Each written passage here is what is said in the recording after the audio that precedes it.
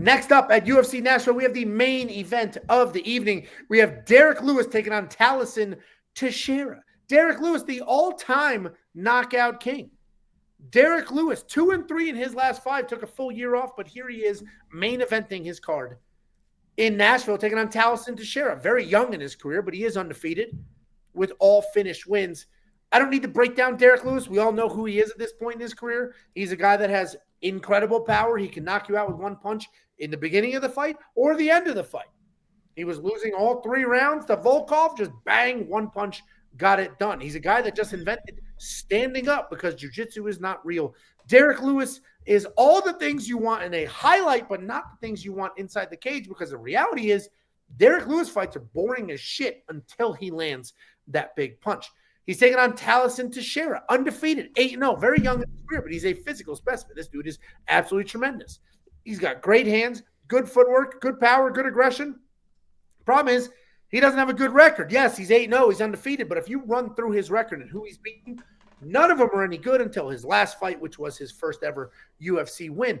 And that's what makes this a little tricky. Tallison Teixeira is running through people, but he's running through people he should be running through. It's like if I go beat up the shit out of a 6-year-old, I should have done. I should have beat the shit out of this 6-year-old. Why are you meeting up with 6-year-olds? Because they're fucking assholes, Jacob. They're mean. You're meeting up with 6-year-olds for their assholes? They're mean. They're aggressive. They just say nasty things about people. They're the worst. So if I smack one around and you tape it, it's like, wow, Angelo's a good fighter. But then you give me a 20-year-old, I might get fucked up. And that's what we got going on with Tallison here. He's beating up people whose records are quite literally, this is actually somebody's record, 4-16. When Tallison Teixeira beat them, they were 4-16. And now this is the guy who's minus 260. This is the guy. Tallison should win. He's a physical specimen. He's fast. He hits hard. He's young. He's up and coming. Derrick Lewis literally just sits there doing nothing, waiting to land a big punch. So I'm going to pick Tallison Teixeira. I can't bet. I can't bet on him. I can't do it. I haven't seen enough. Derrick Lewis is still the all-time knockout king.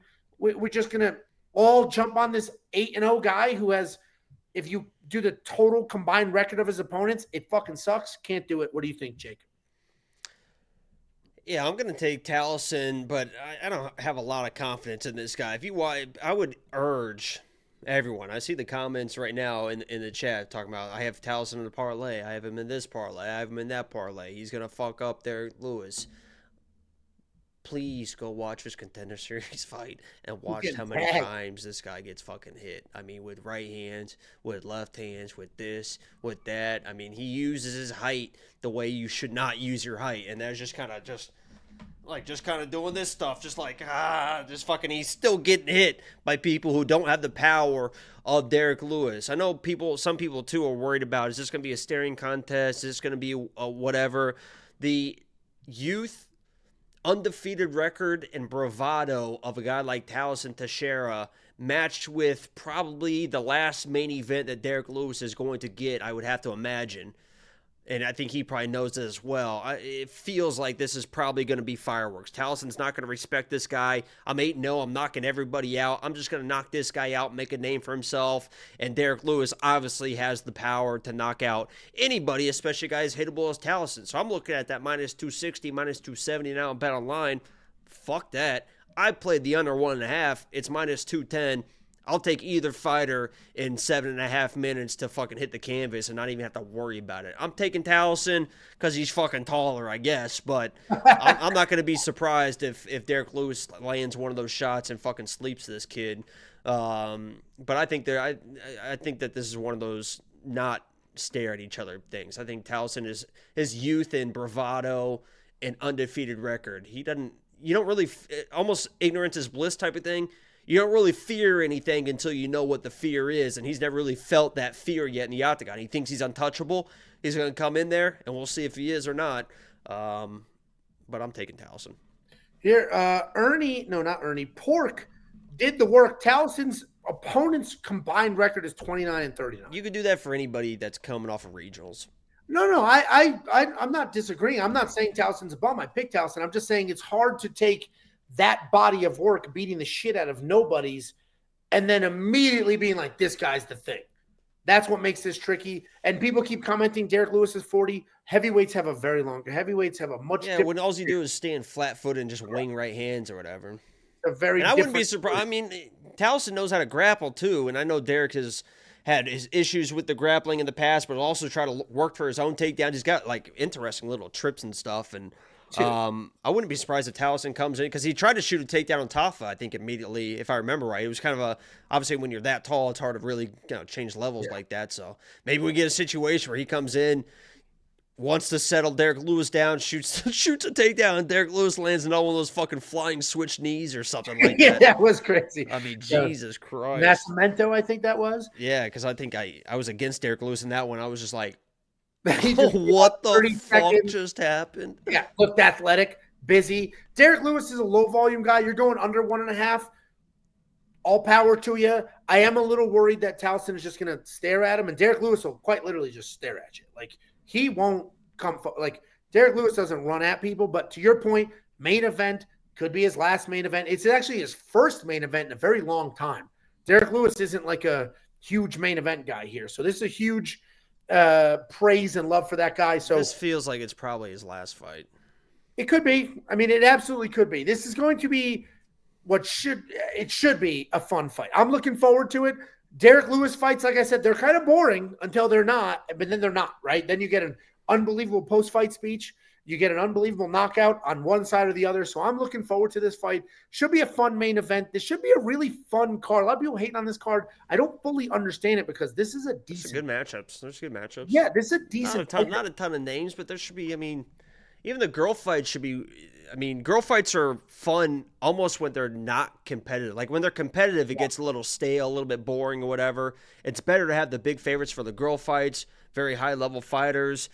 Chris Kerr should bounce back. The Chidi fight should be great. The Volter fight is kind of a wild card too. Mike Davis fight should be fun. You got the main event is just a little bit wild. Steve Garcia is always wild. Nate Landwehr. It's a good card. I don't know why people are hating on it because really only the Tuco and Junior Tafa fight where it's like, but even that's kind of a fucking you never know what's gonna happen. Could be exciting, yeah. So. No, people, we're in the unfortunate era of UFC where it's fun to complain about how bad cards are. The next narrative is UFC 318 sucks. UFC 318 does not suck. UFC 318 is also a decent card. This is a good card. I'm looking forward to it. If you want to check out every pick, bet, and tool, go to WeWantPicks.com. Just click Become a Member. What's going to be better, this card or the card that we just had this Saturday night? Exactly. I actually said that to like 20 different people. It's like, you want fucking nothing? Because that's the other choice. Like, your choice is a little bit watered down because there's one almost every weekend or nothing. Like, what do you want?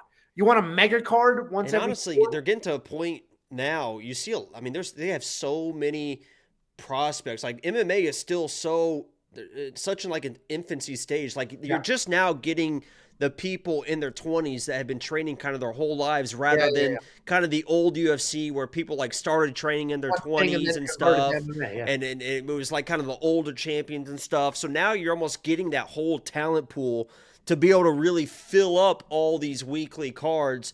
So they should just get better and better as the years go by.